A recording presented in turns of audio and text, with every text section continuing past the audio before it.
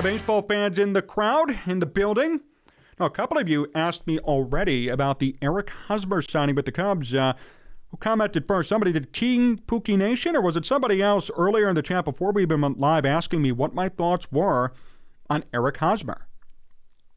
What my thoughts were on the Cubs signing him. So, in case you missed it, Cubs signed Eric Hosmer today for a small deal. Nothing fully put out there, but some speculation suggests it's a one-year deal for Hosmer, potentially near the league minimum, and I think in the days to come we'll find out specifics in regards to money, but I'll tell you what, it will not be breaking the bank. It won't be like his Padres contract from before, which was, I believe, a 7-year, $163 million deal, and the Padres obviously regretted that pretty quick. That's not a slight against Hosmer. I mean, he had a couple of great years out in Kansas City. And if you remember those Royals teams of 2015, 2014, they were a World Series winner, right? They won the World Series with Eric Hosmer. He was one of their main pieces. Hitting .290, hitting 25 home runs. In the year he went on to free agency, the year before, hit .318. Best average ever, .882 OPS, best ever. Had career highs in pretty much every category, even finished 14th in the MVP voting. So it was a big move for the Padres and a big risk to bring him on, but he just never latched on out there in San Diego.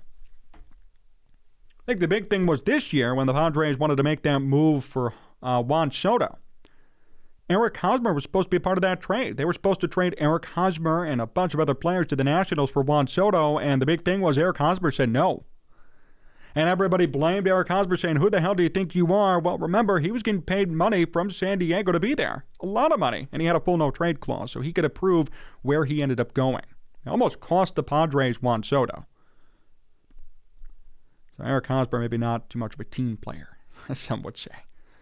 Ended up getting traded to Boston, only played 14 games there. And on the season, hit .268 with 8 home runs in 104 games. Here's the thing about Eric Hosmer, as far as his career goes. He's always been a contact guy. Not really a big power guy. First baseman all his life. Good Gold Glover. Won 4 Gold Gloves, actually. Always been a good defender. Not a big power guy, though. Career high 25 home runs in 2016 and 2017. Only eclipsed 100 RBIs once.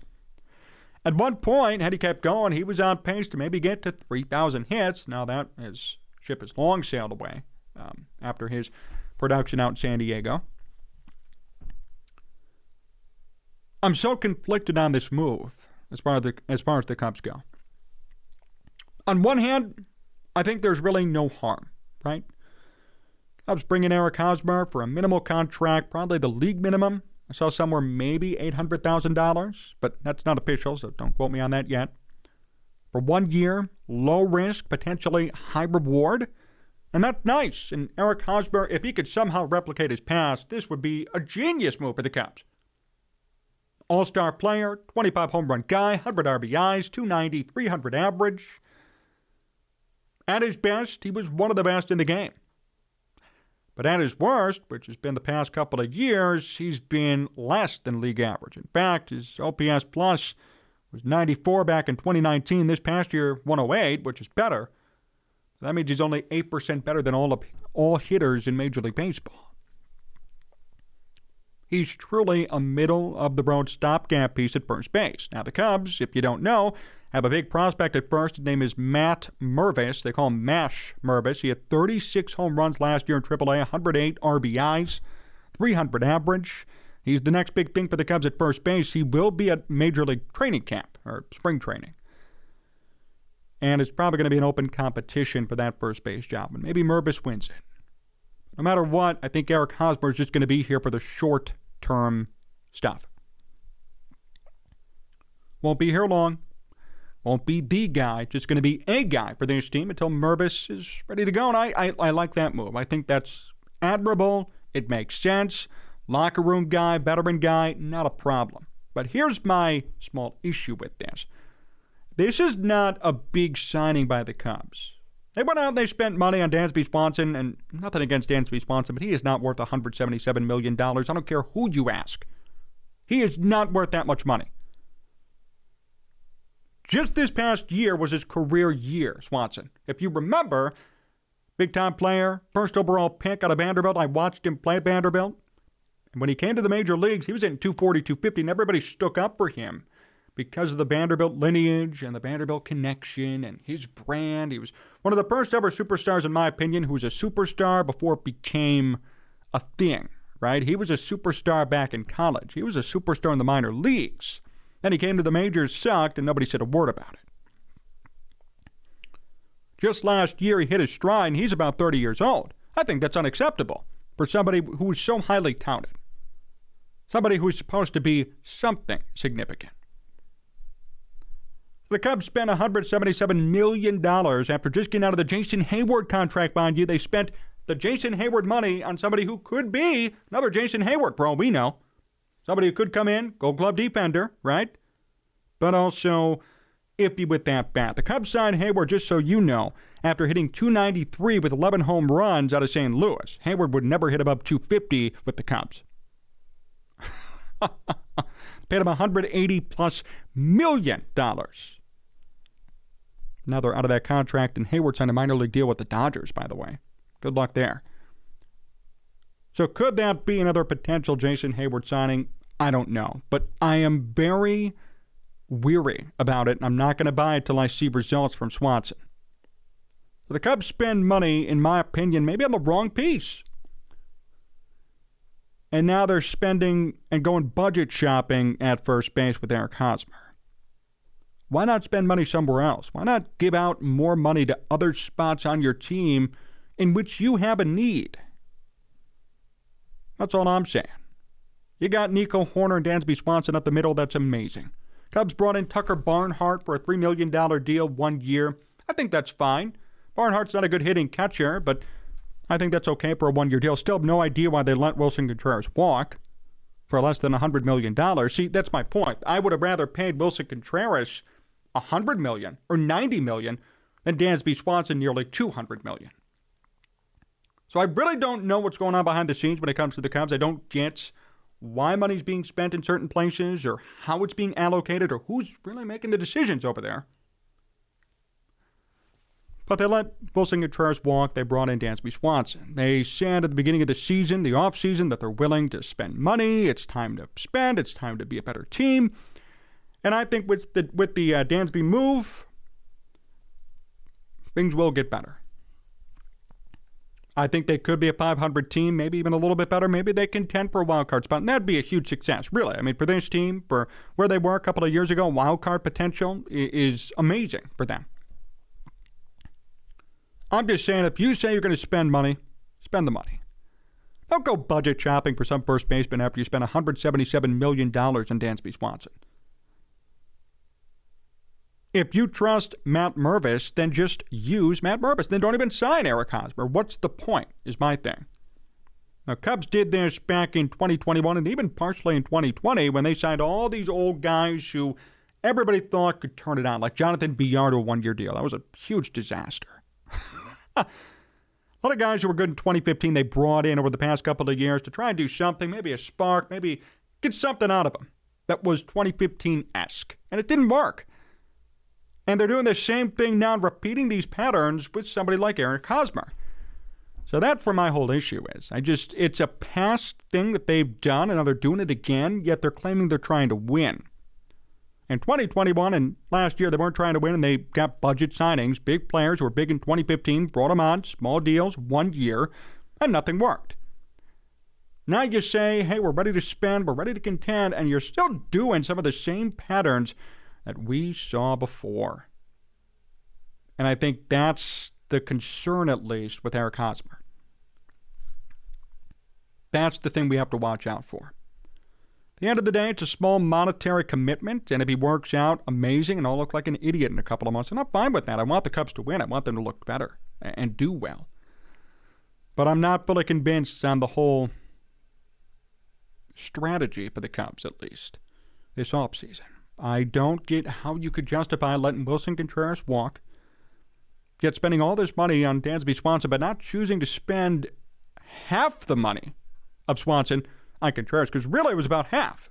Swanson about 180, 200 million in that range, and Contreras only got like 90 million from the Cardinals. So how you can not spend half the money on Wilson but spend all that money on Dansby really makes no sense to me. I mean, I'm trying to understand where that even comes from. I don't know. Nobody else has told me yet why that's happened.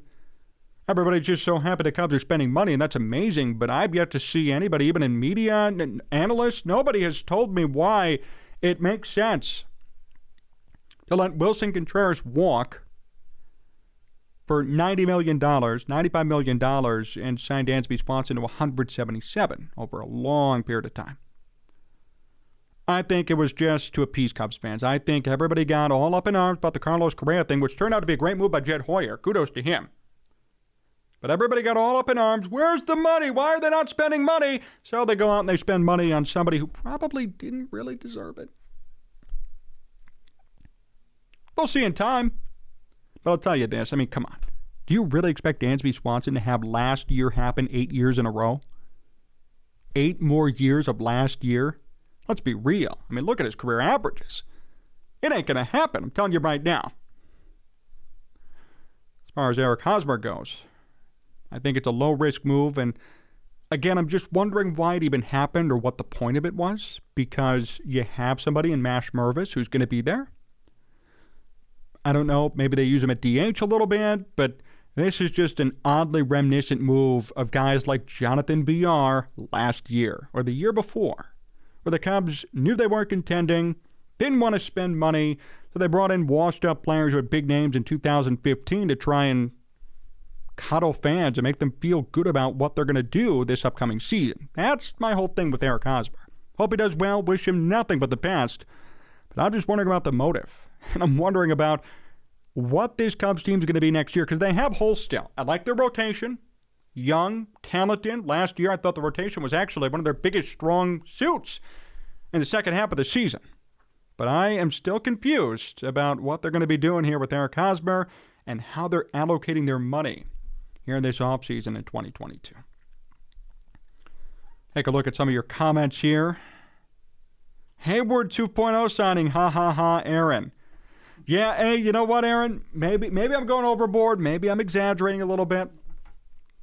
But I'm just saying it's a little bit reminiscent, right? You know, Jason Hayward, 293, 11 home runs, leadoff guy for the Cardinals, Gold Glover. The Cubs sign him, and he's a dud. 8 years, about $189 million, right? So now they bring in Dansby Swanson for a similar contract, eerily similar contract, and Dansby's coming off a career year, but his actual career numbers are nothing to be proud of. I'm sorry. Nothing crazy. He had a good 2021 when they won the World Series, and a good 2022. A great 2022, a good 2021, and the rest of his whole career has been a wash. It's been nothing. So I don't know how that's going to really work out. And usually with these players, I'm just saying usually, they're going to regress to their career averages. They're going to regress over time. I don't know if Dansby Swanson has it in him to perform like last year for 8 more years. If he does, good for him. And good for the Cubs on cashing in that case, on a great signing. But I just don't know how feasible and how sustainable it's going to be for him. Third base is still an issue for the Cubs. I mean, I don't even know who they have on their depth chart right now. I mean, David Bodie technically could play third base, but they have a gaping hole over there. Ian Happ here and there, but Happ's going to be more so in the outfield, you would think. So that's going to be an open hole too, and that's something the Bears could still reach out and do, or I'm sorry, the Cubs could still reach out and do, and sign somebody, but going to have to see there. And then King Pookie Nation saying Rafael Devers was too much. So yeah, the Red Sox signed Rafael Devers to, a 12-year contract, a $300+ million deal. I could comment on that quickly and just say this. Devers is a way different player than Dansby Swanson. Or other guys who have commanded that much money. I mean, I'm not saying Rafael Devers is going to perform at the level in which he's performed for 13 years. But the Red Sox are banking that for maybe 8 to 10 he can. And I think Devers has proven it. Devers, as a rookie, was doing great. He was so highly touted from the beginning. I remember watching his debut, Rafael Devers. He's always been solid. Him and Xander Bogaerts, who the Padres snapped up smartly for a big contract. That's why I always contend to this day the White Sox made a huge mistake when they traded away Chris Sale. They got the reject prospect. And that's not a slight to Yohan Moncada, but I'll tell you what, Rafael Devers and Xander Bogaerts, 10 times better than Yohan Moncada. When the White Sox made that trade, I remember I said, wrong guy. Wrong guy. Should have gotten Devers. Should have gotten Bogarts. Should have demanded more. You traded away Chris Sale. Now, again, Chris Sale barely pitched in Boston, so I guess everybody won. But that's something that confuses me to this day. They missed the boat on that one.